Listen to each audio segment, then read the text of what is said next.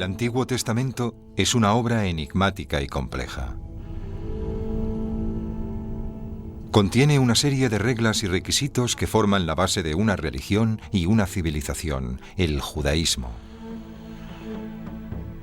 Pero es también una obra histórica que narra la epopeya de los antiguos israelitas. En el capítulo anterior descubrimos que la leyenda de los patriarcas Abraham, Isaac y Jacob se escribió por primera vez en el siglo VII a.C., en el reino de Judea.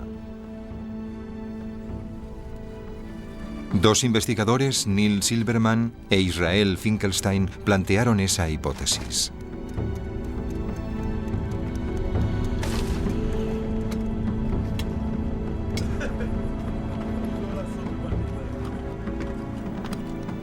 Pero, ¿qué podemos decir de las otras grandes historias de la Biblia? Muchos de los vestigios descubiertos en los yacimientos de Canaán corresponden a los restos de una civilización tan avanzada como sofisticada, la egipcia, cuya influencia es omnipresente. ¿Pueden estos objetos estar relacionados con una de las historias más célebres del Antiguo Testamento, la que cuenta el conflicto entre Moisés y el faraón? ¿Qué pueden decirnos sobre el antiguo Egipto?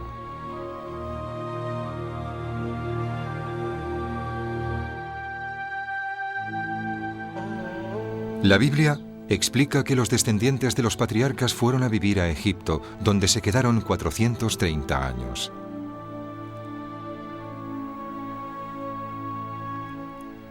La historia de su liberación de la mano de Moisés y de su viaje por el desierto se explica en el segundo libro de la Biblia, el Éxodo.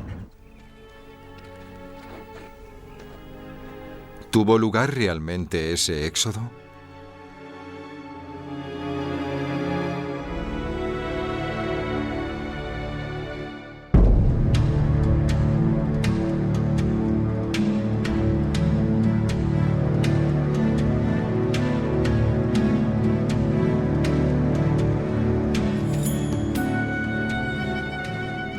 Desenterrar la Biblia. Segunda parte.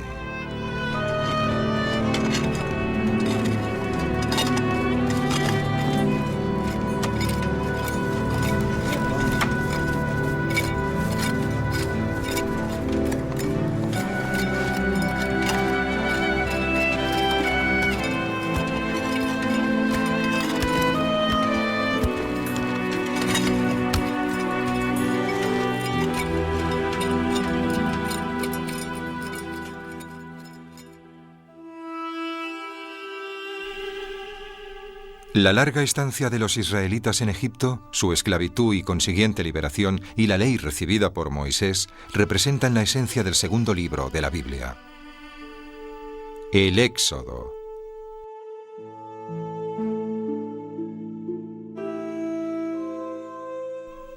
La Biblia nos cuenta que bajo la dirección de Moisés, un hombre excepcional, los hebreos volvieron a la tierra que se les había prometido a sus ancestros.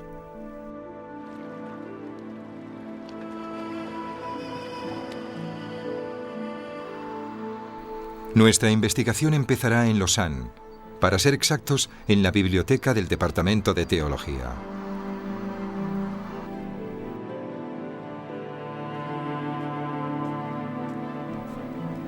Thomas Romer es un estudioso bíblico. Nos acompañará en nuestra investigación de estos textos. Para entender el papel que juega Egipto en la Biblia, tenemos que remontarnos a las circunstancias que rodearon la llegada de los hijos de Jacob a ese país.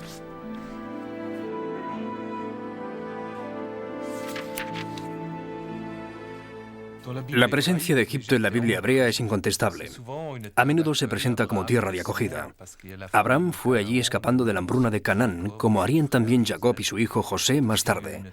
También fue tierra de asilo, atrayendo a muchos refugiados políticos. Siempre tenían relación con Egipto. A veces estas relaciones eran complicadas, otras veces más sencillas. Pero no constatamos verdaderos problemas ideológicos porque en realidad en la Biblia no se habla mucho de los dioses de Egipto.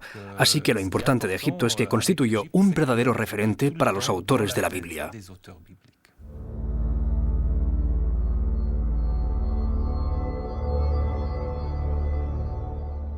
La historia de José en Egipto comienza al final del Génesis, el primer libro de la Biblia.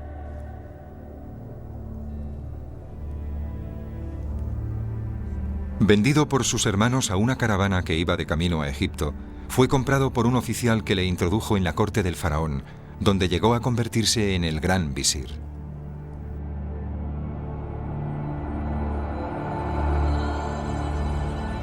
La Biblia cuenta la historia de su increíble destino.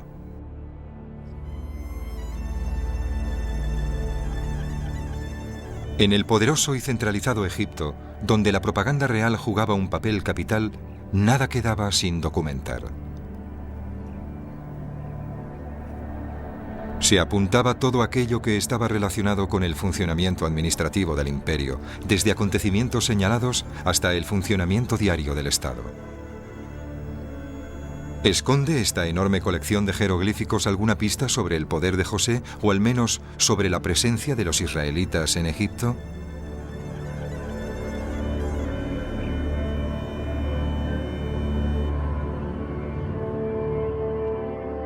Para responder a esa pregunta, nuestros investigadores deben viajar a Egipto.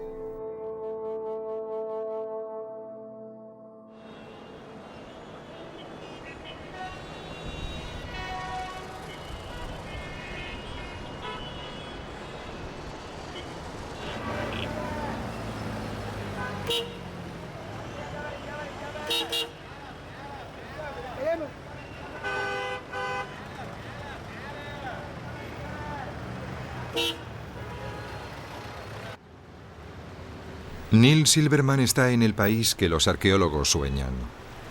Una civilización milenaria con monumentos magníficamente conservados. Y en el corazón del Cairo, una visita obligada para nuestro historiador. Un edificio imperial situado bajo los auspicios de Champollion, el hombre que desentrañó los misterios de los jeroglíficos. Aquí se reunirá con Jean-Pierre Cortegiani, eminente egiptólogo francés. Si miramos un mapa de Egipto, es evidente que no podría estar en ningún otro lugar. En todo caso, aquí tenemos el Canal de Suez, o lo que hoy conocemos como el Canal de Suez. La Biblia lo deja bien claro. Cuenta la historia de la familia de Jacob que vino a Egipto huyendo de una hambruna. ¿Existen datos relevantes en las inscripciones y las imágenes egipcias que indiquen que la gente de Canaán emigró a Egipto durante una época de escasez? Hubo gente que hizo carrera aquí, gente que tenía una posición de importancia. Así que una historia como la de José, que acaba llegando a ser ministro del faraón, es bastante creíble. Prefiero no usar la palabra faraón porque realmente deberíamos decir rey de Egipto. Como saben, la palabra faraón viene de la Biblia. Los egipcios nunca llamaron faraones a sus reyes, salvo a finales del periodo. En todo caso, el séquito del rey seguramente incluía a semitas naturalizados. Tomaron nombres egipcios y algunos hicieron brillantes carreras.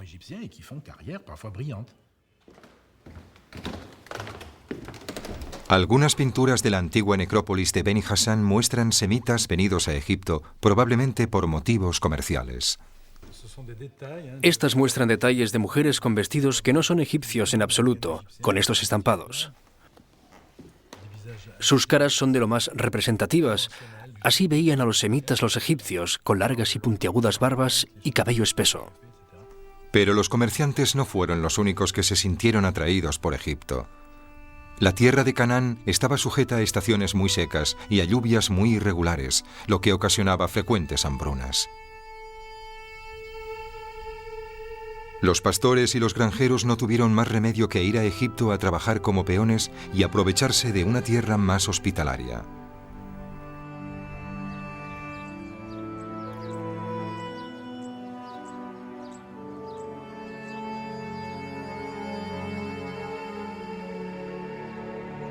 Esa hospitalidad era un regalo del Nilo, un río que es a la vez el alma de Egipto y su fuente de vida.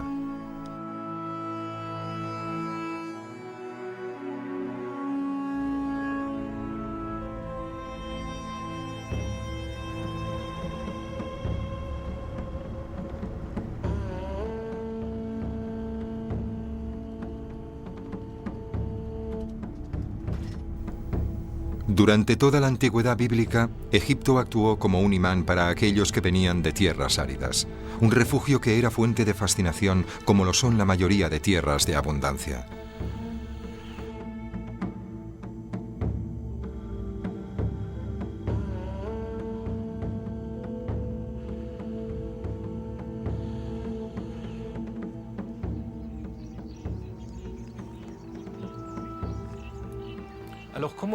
¿Cómo pasamos de la historia de José, al que todo le va muy bien en Egipto, al Egipto que encontramos en las primeras páginas del libro del Éxodo, donde de repente Israel se encuentra sometido y esclavizado? Esta transición tiene su arranque en el final de la historia de José, cuando José envía a buscar a Jacob y a toda su familia. Y de hecho, fueron los israelitas los que se expandieron y crecieron en número. El libro del Éxodo arranca con la llegada al poder del nuevo faraón. Un faraón que no conocía a José ni nada de lo que éste había conseguido. Así que, de repente, las cosas cambian y pasamos a un estado de opresión. Por un lado, los egipcios necesitaban retener a su mano de obra, pero al mismo tiempo les temían. Como se relata en el texto bíblico, intentaron toda clase de métodos para deshacerse de ellos.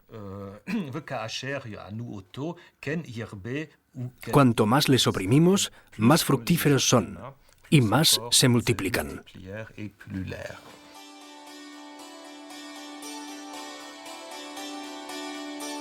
La Biblia cita los nombres de dos ciudades que parece que construyeron los israelitas, Pitom y Ramsés.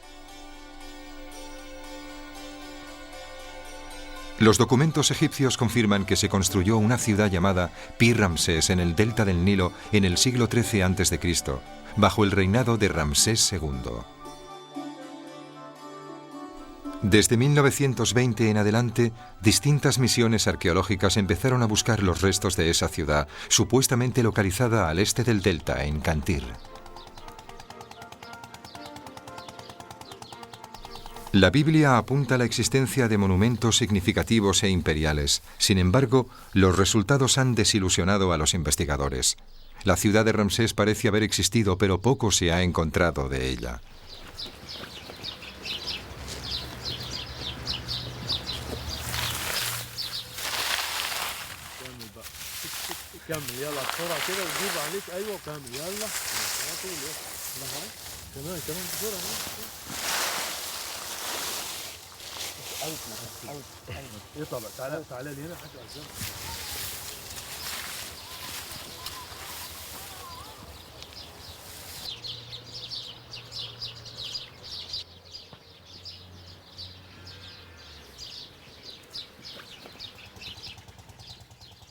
Mohamed, ¿quién era este rey? Ramsés II.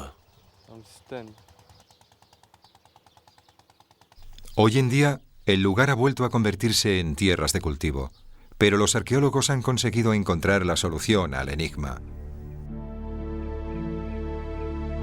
La ciudad de Ramsés fue abandonada justo después de su construcción, cuando uno de los afluentes del Nilo se secó. Algunas décadas después se llevaron sus monumentos y reutilizaron las piedras en la construcción de una nueva capital, Tanis, situada a unas pocas decenas de kilómetros.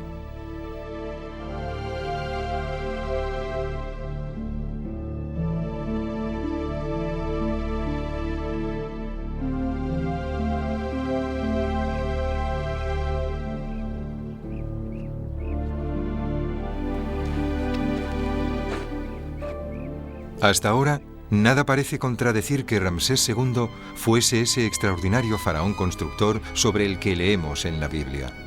El mismo Ramsés II al que Moisés suplicó en nombre de Dios y sus ancestros que dejara ir a su gente.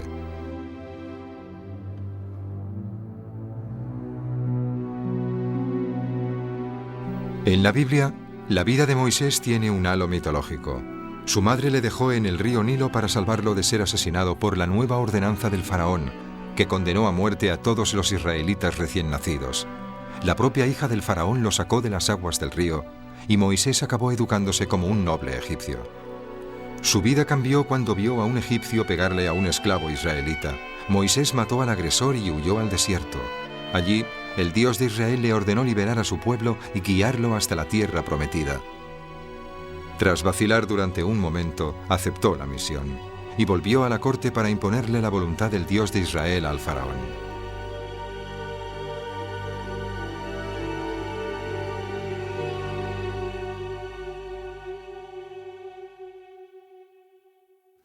Moisés desafió al faraón.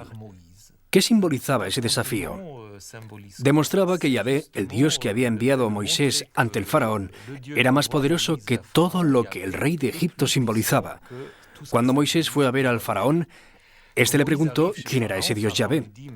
Nunca antes había oído hablar de él y él lo tomó como un Dios menor, el Dios de un pueblo que orienta esclavos venidos de Oriente, algo que no le acarrearía más consecuencias. Pero poco a poco se dio cuenta de que Yahvé era en realidad más poderoso que todo el panteón egipcio.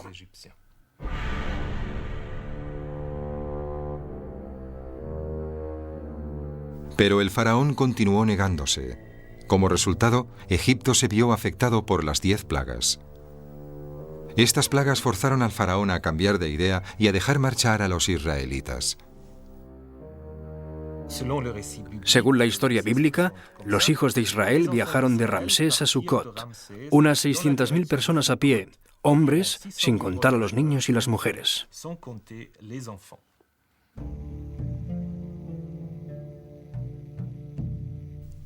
Los israelitas abandonaron Egipto en mitad de la noche y cruzaron el Mar Rojo. El ejército egipcio fue engullido por sus aguas.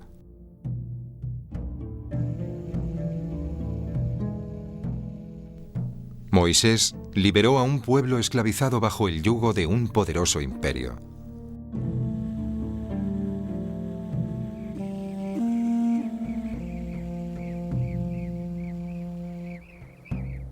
Eso es lo que cuenta la historia, pero ¿qué nos dicen los hechos históricos?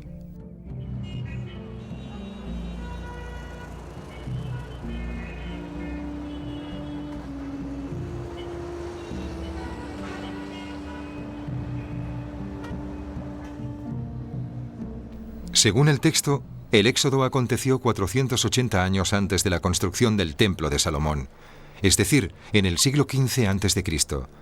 Pero las referencias en la Biblia a una ciudad llamada Pi-Ramsés condujeron a los investigadores a situar el éxodo en el siglo XIII como muy pronto, en un período en el que encontramos a los primeros faraones que llevan el nombre de Ramsés. Un vestigio arqueológico del Museo de El Cairo hace posible determinar una cronología del éxodo basada en hechos históricos.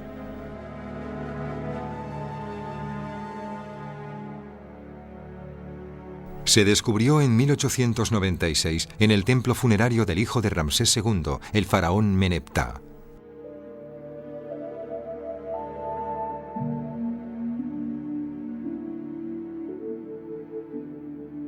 La estela describe la campaña militar dirigida por Meneptah contra Canaán. Proporciona una lista de las ciudades y los pueblos contra los que lucharon y conquistaron.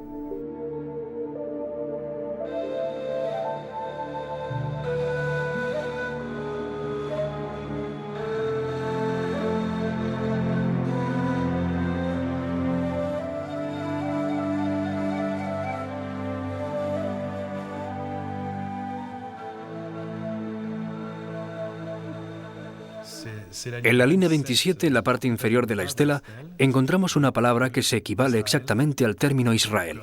Israel está destruido y su semilla ya no existe.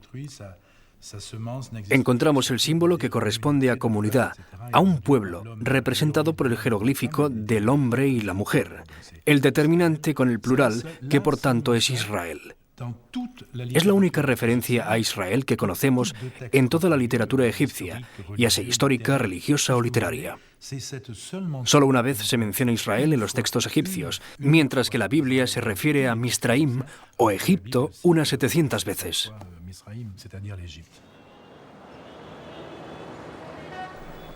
Una referencia real, aunque sea la única que tenemos. Conocemos la fecha en la que se erigió esta estela, el año 1207 a.C. En ese momento, Israel ya estaba establecido en Canaán, así que el éxodo no pudo haber ocurrido antes de esa fecha.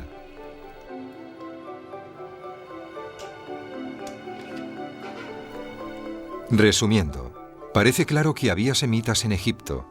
El faraón Ramsés II era el padre de Meneptah, y el siglo XIII parece ser un período de tiempo creíble. Si dejamos a un lado los errores cronológicos de la Biblia, el éxodo podría haber acontecido. ¿Cuál fue el itinerario que siguieron? La Biblia nos dice que para escapar los hijos de Israel tuvieron que escoger entre dos rutas. Una al norte, más directa, y otra hacia el sur, que cruzaba un desierto montañoso. ¿Cuál eligieron? Para averiguarlo, Neil Silverman va al encuentro de Donald Redford, un egiptólogo especializado en la Biblia, en su excavación del delta de Mendes.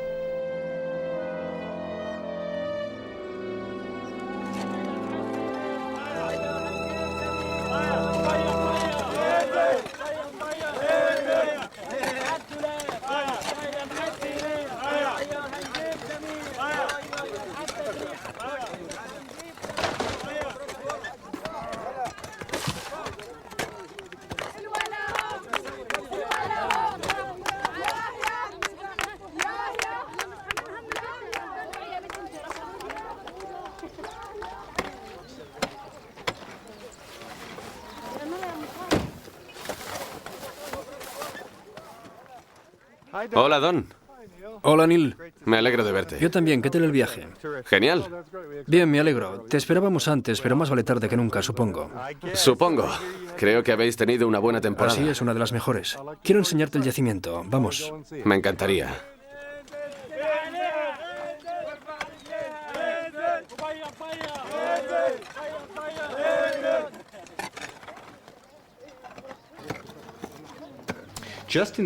En los lugares en los que la Biblia cuenta que tuvo lugar el éxodo de los israelitas al marcharse de Egipto, ¿había fortificaciones o alguna presencia militar que hubiesen podido localizar a los israelitas en su huida? Sí, por todo el delta oriental y el Sinaí. Y en Negev, e incluso más al norte, había guarniciones egipcias, destacadas permanentemente. Y comandancias, puntos de control. De hecho, todo Bidú estaba bajo el control de la policía paramilitar egipcia, con patrullas a lo largo de la frontera. Un bajorrelieve del templo de Karnak atestigua la existencia de un sofisticado sistema de guarniciones que aseguraba la logística de una ruta que seguía la costa norte de Sinaí. Para los egipcios era una ruta estratégica que llegaba hasta Mesopotamia y Anatolia. Una multitud que huía no podría haberla seguido sin ser vista y detenida por una de sus guarniciones.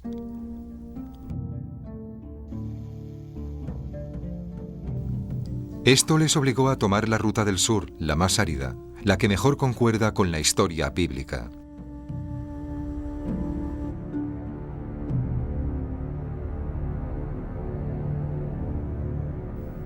La Biblia relata cómo, tras haber acampado en el desierto durante casi 3 meses, los israelitas recibieron los 10 mandamientos en el monte Sinaí. Entonces se dirigieron al nordeste, a la tierra de Canaán. En ese momento, las escrituras cuentan que llegaron al oasis de Kadesh Barnea, situado entre los desiertos del Sinaí y del Negev.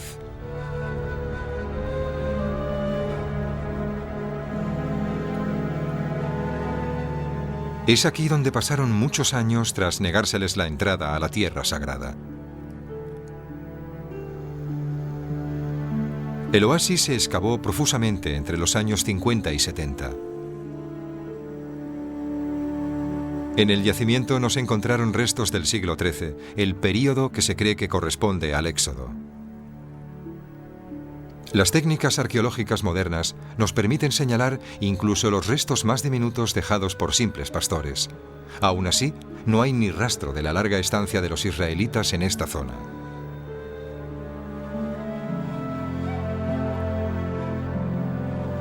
La ausencia de pruebas sobre su viaje por el desierto, tanto en este oasis como en cualquier otro lugar de la península del Sinaí, es el primero de los enigmas alrededor del Éxodo.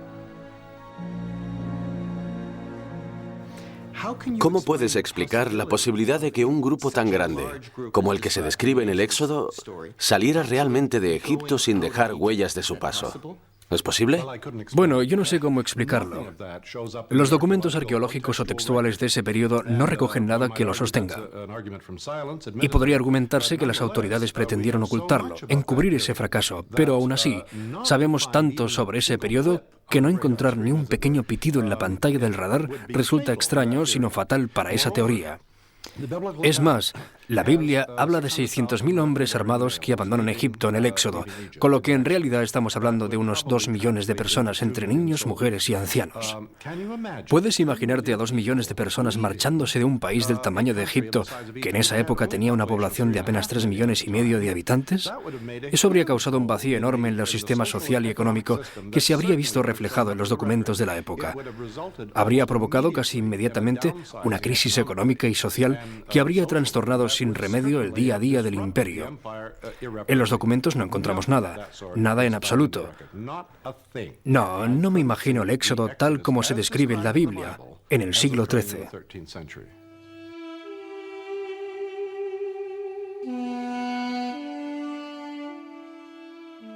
Así que hablamos de un hecho no demostrable históricamente, pero sí tenemos algunos términos geográficos específicos.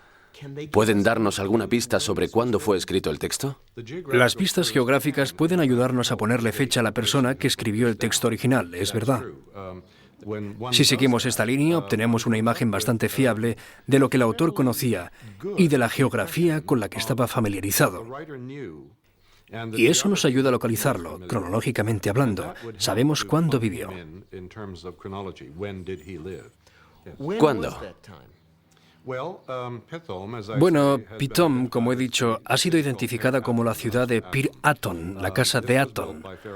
La construyó el faraón Necao II sobre el año 600 a.C., no antes del año 605 a.C., con total seguridad. Eso por un lado. Al salir de Egipto encontramos topónimos como Aton, Pihakirot o Baal Safón. Todos ellos pertenecen a la geografía más reciente de Egipto. Muchos de ellos no existían en el Nuevo Reino, donde se supone que tuvo lugar la historia. El período saíta, que se corresponde con la dinastía 26 del año 664 al 525 a.C., me parece un período óptimo como telón de fondo de la historia, tal y como se explica en el Éxodo. De todos modos, nos limitamos a una horquilla entre el siglo VII al siglo VI a.C. De la misma manera que ya vimos en nuestra investigación sobre los patriarcas, las pistas reunidas apuntan en una misma dirección. Algunos relatos, incluyendo el Éxodo, se empezaron a escribir en el siglo VII a.C.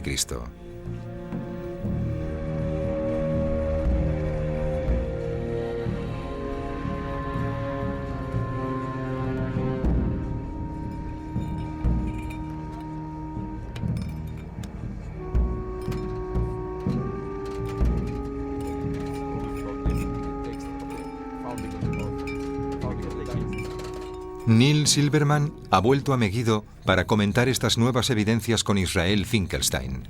Fueran cuales fueran las posibles fuentes históricas que inspiraron la saga del Éxodo, la historia no describe el Egipto del siglo XIII a.C. La investigación de esta historia bíblica nos vuelve a llevar al siglo VII. ¿Qué razones condujeron a que fuera durante este período cuando se empezaran a redactar estos textos?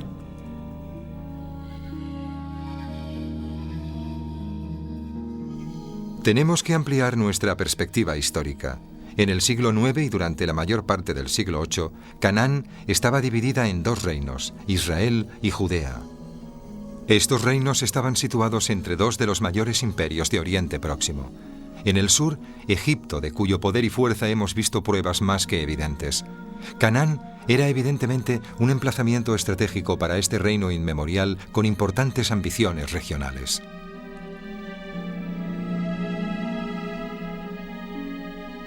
Y en el nordeste, Asiria, el gran imperio mesopotámico de la época.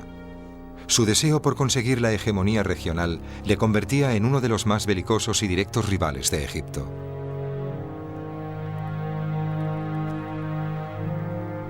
Israel y Judea, estos reinos gemelos, acabarían por verse atrapados por esa rivalidad.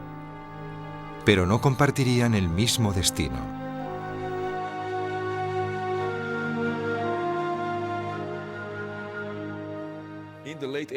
A finales del siglo VIII a.C., los asirios aparecieron en escena. Aniquilaron al reino del norte y ocuparon su territorio. Muchísimos refugiados se desplazaron al sur, a Jerusalén, a Judea.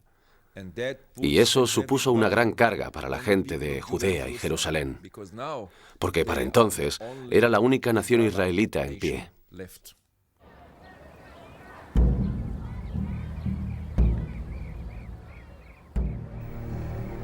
Nuestra investigación se desplazará ahora a Jerusalén, capital del Reino de Judea.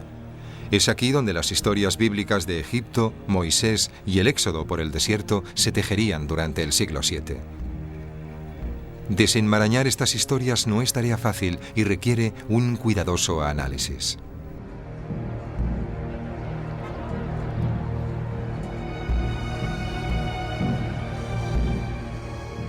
Jerusalén es una ciudad de cientos de miles de habitantes.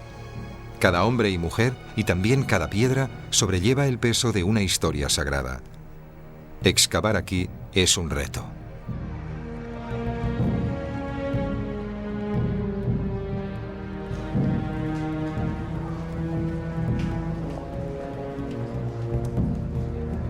Sin embargo, se han realizado sorprendentes descubrimientos gracias a la resolución de los arqueólogos.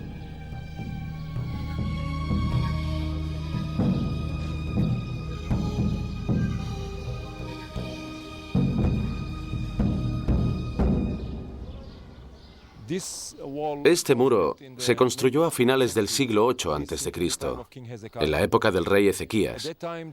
En esa época Jerusalén creció rápidamente, en población y en tamaño, y llegó a ser 10 veces mayor que 25, 30 o 40 años antes. Y eso fue por la gran cantidad de refugiados que llegaron del norte, después que los asirios destruyeran el reino del norte de Israel. Vinieron a Judea y se instalaron aquí. Y esta zona, que estaba fuera de la ciudad vieja de la época de bronce y de hierro, se pobló entonces. Y ante la amenaza de ataques asirios, Ezequías decidió fortificarla. Y levantó esta enorme fortificación, este enorme muro, para rodear el nuevo barrio de la colina occidental de Jerusalén. Durante el reinado de Ezequías, Jerusalén sufrió una metamorfosis. De un modesto pueblo de 6 hectáreas, la ciudad pasó a ser una zona urbanizada de unas 60 hectáreas, protegida por una impresionante muralla. La ciudad parecía prepararse para una batalla, contra el imperio asirio, sin duda.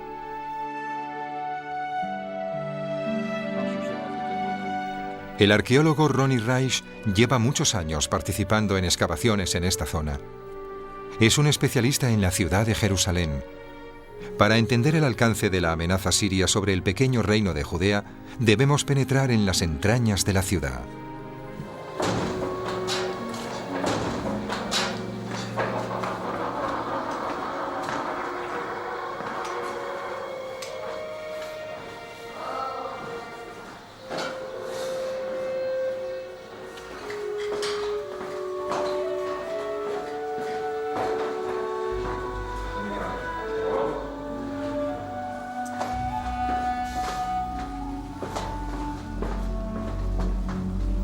La única fuente de agua permanente de Jerusalén fluía extramuros y no se podía acceder a ella si la ciudad era sitiada.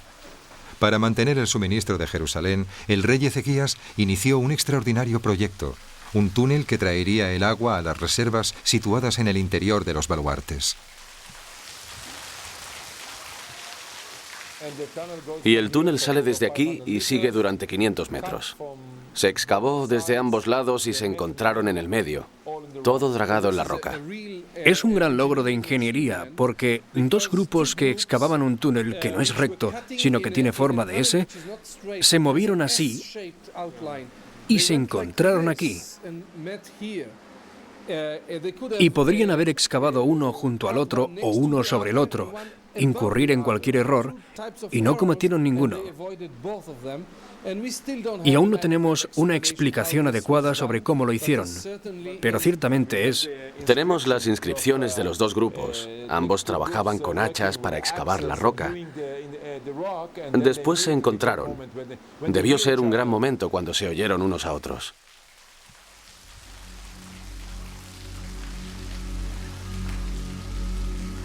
Esta inscripción en hebreo antiguo tallada en la roca conmemora el encuentro de los 2 equipos. Parece que la Biblia también cuenta este hecho en el Libro de los Reyes.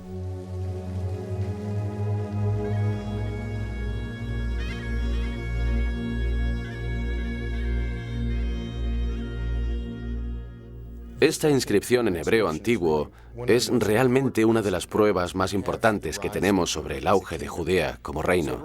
Así que representa tanto la ingeniería que se hacía en el reino como el intento de la monarquía de documentar ese acto, de manera oficial, en una inscripción pública. Su hallazgo nos conduce a un momento en el que el reino estaba centralizado, en el que Jerusalén era ya una ciudad y estaba administrada por funcionarios reales, que gozaban tanto del poder como del nivel de alfabetización suficientes para documentar sus logros para el futuro. De este modo, un pequeño reino perdido en las colinas de Judea se convirtió en un verdadero estado en un escaso período de tiempo. Probablemente esperaba desarrollar un papel importante en la región, pero su suerte ya estaba echada.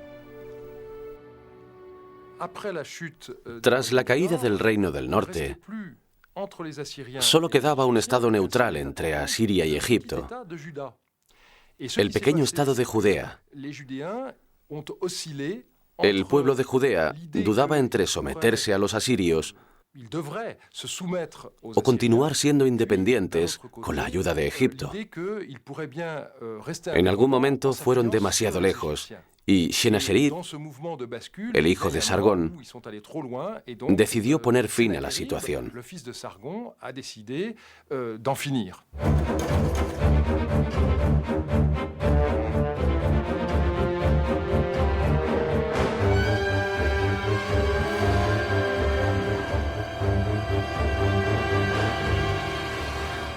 Era el año 701 a.C. El nuevo rey asirio, Sennacherib, fue hacia Judea encabezando un enorme ejército. Cuando llegaron a Lachish, la segunda ciudad más importante del reino, la sitiaron.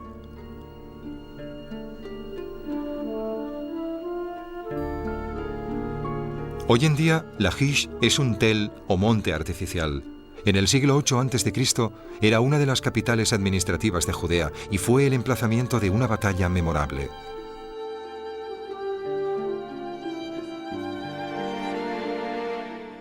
Las excavaciones que se han llevado a cabo en sus fortificaciones han revelado pruebas de un violento enfrentamiento. David Ushishkin, el director de las excavaciones, es catedrático de arqueología de la Universidad de Tel Aviv. Los asirios vinieron a Judea. Sennacherib vino a Lachish, no fue a Jerusalén. ¿Por qué vino a Lachish y no fue directamente a Jerusalén? Creo que quería hacer una conquista ejemplar. Quería demostrarle a la gente del país lo que era capaz de hacer, hasta dónde podía llegar en su afán de perjudicar a Jerusalén. Y creo que decidió destruir esta fortaleza del rey Ezequías y después envió a su ejército a Jerusalén para negociar con él y llegar a algún tipo de acuerdo.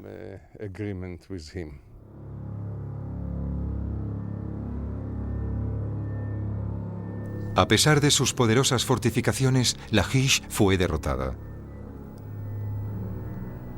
Para evitar que Jerusalén corriera su misma suerte, Judea pagó un tributo y se convirtió en uno de los estados vasallos de Asiria.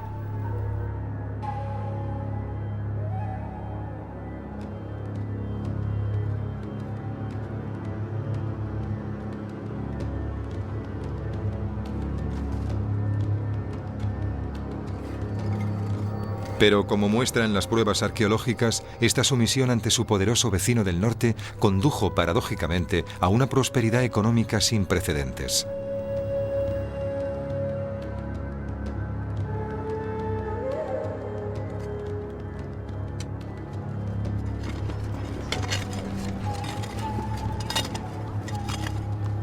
Las excavaciones en todos los yacimientos correspondientes a este período cuentan la misma historia y describen el mismo fenómeno. Judea, controlada por las autoridades asirias, participaba en el comercio árabe y en la producción de aceite a gran escala. Al mismo tiempo, se erigió un auténtico gobierno.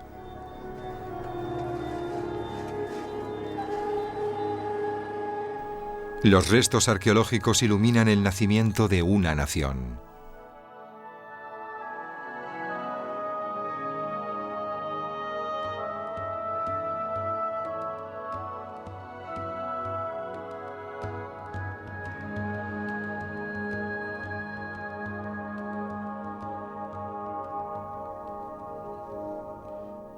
Lamelech, que pertenece al rey. La ciudad de Hebrón. Lamelech, Sojo, que pertenece al rey. La ciudad de Sojo, en Shefelá. Son ejemplos de una administración desarrollada. Primero porque las vasijas de almacenamiento tienen el mismo volumen, contienen la misma cantidad, están estandarizadas. Y segundo, las impresiones de los sellos también están estandarizadas. Así que tenemos pruebas de algún tipo de administración del Estado. Una persona, una familia, un ciudadano de a pie no habría hecho algo así. Así pues, todas las pruebas encajan con la misma conclusión: el auge de Judea, su primer periodo de apogeo, su desarrollo a finales del siglo VIII.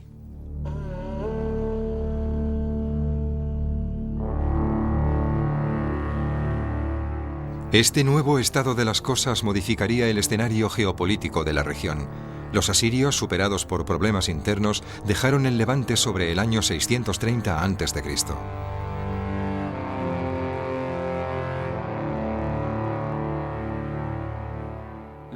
El final del imperio neoasirio se caracterizó por graves problemas, especialmente en Babilonia. La mayoría de las fuerzas militares asirias estaban centradas en este territorio.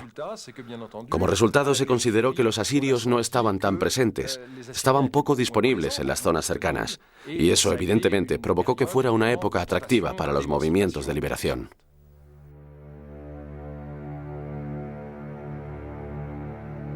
Con los asirios debilitados, un audaz proyecto empezó a echar raíces en Judea: la conquista del territorio del antiguo reino de Israel. Es en este contexto donde el enfrentamiento con Egipto y el éxodo, tal y como está descrito en la Biblia, empiezan a tener sentido.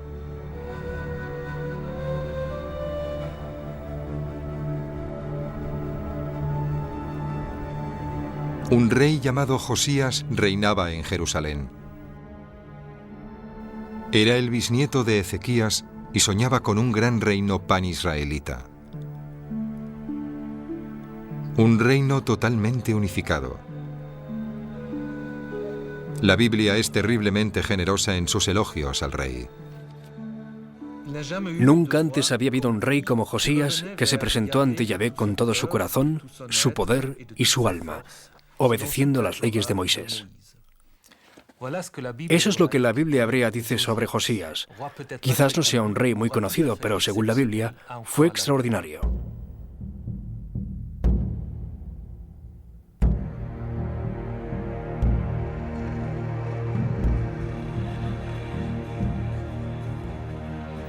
Los autores del texto bíblico cuentan cómo Josías ordenó que se trabajara en el templo de Jerusalén.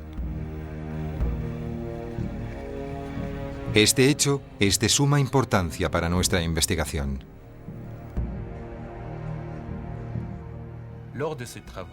Durante ese trabajo, el gran sacerdote descubrió un libro. Anunció: se ha descubierto el libro de la ley. El libro se entregó al rey, que al leerlo se quitó toda la ropa como señal de duelo o consternación. Entonces llevó a cabo una gran reforma, convirtiendo Jerusalén en el único lugar legítimo de adoración y prohibiendo que se orase en cualquier otro lugar.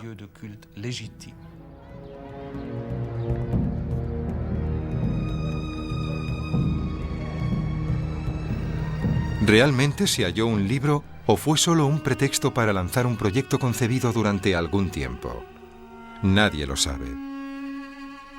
Pero como resultado de este descubrimiento, Josías lanzó la reforma más radical de la historia del reino. Los expertos creen que ese libro, al que se le ha dado el nombre del Libro del Pacto, era en realidad el libro del Deuteronomio, el quinto libro del Pentateuco.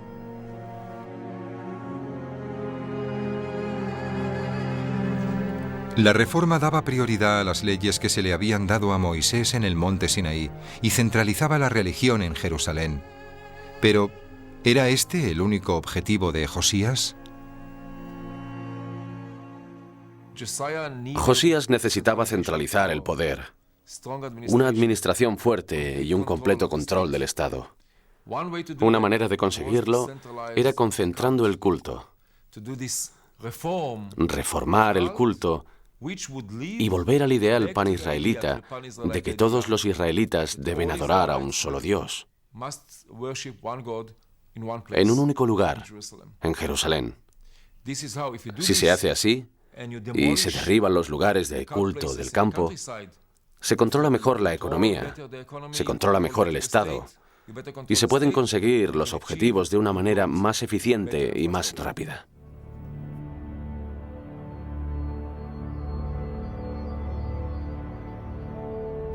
Así pues, Josías tenía un objetivo político, la creación de un gran reino unificado. Pero los vientos de la historia volverían a cambiar de rumbo. Tras un largo período de inactividad, Egipto renovó sus ambiciones imperiales.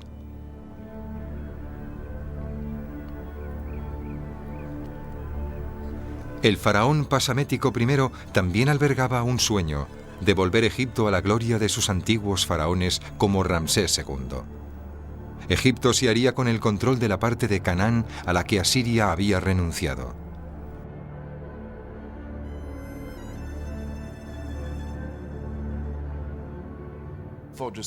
Para Josías, Egipto era la única amenaza real. Era el único obstáculo que podría haber frustrado su sueño de un gran Israel. Egipto estaba allí y al mismo tiempo tenía su propia ideología, sus propios sueños, sus propias ilusiones. Egipto era el único obstáculo.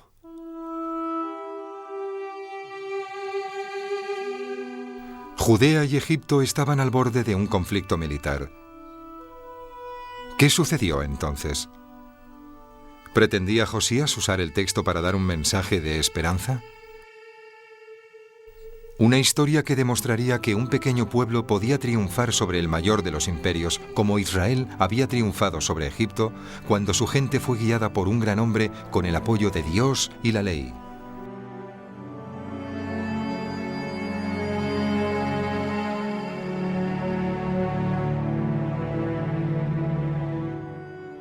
La historia del Éxodo es la historia de una liberación que va más allá de la huida de Egipto. Para que la liberación fuese completa, fue imprescindible recibir la ley. En el Pentateuco, esta ley llega al margen de cualquier institución política, sea la realeza o el Estado. Así pues, es una ley que Moisés brinda al pueblo.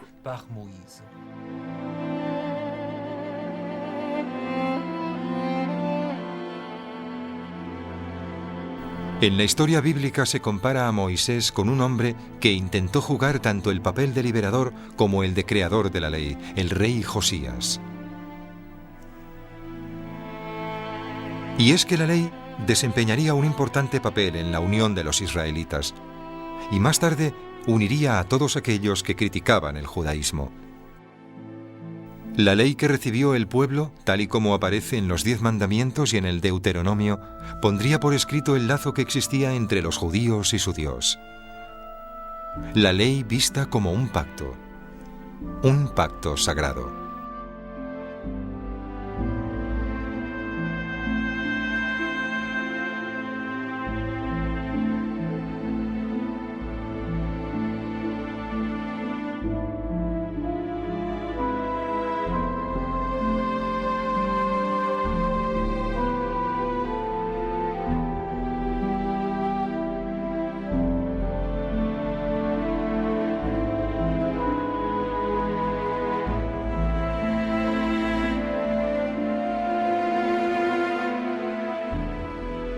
Desde entonces, esta ley, su transmisión y su estudio constituyen el segundo pilar del judaísmo. Una religión que une a un pueblo y su Dios, como en tiempos de Josías, a través de un pacto que se lee y se interpreta por y para siempre.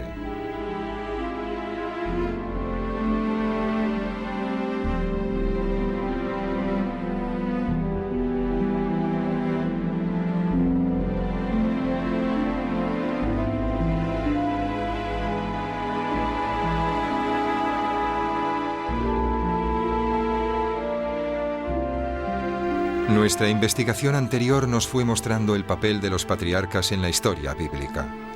En este capítulo hemos ido profundizando en lo que se ha establecido como las bases fundamentales del judaísmo, una sociedad unida por sus leyes, con los conceptos de opresión y liberación como telón de fondo.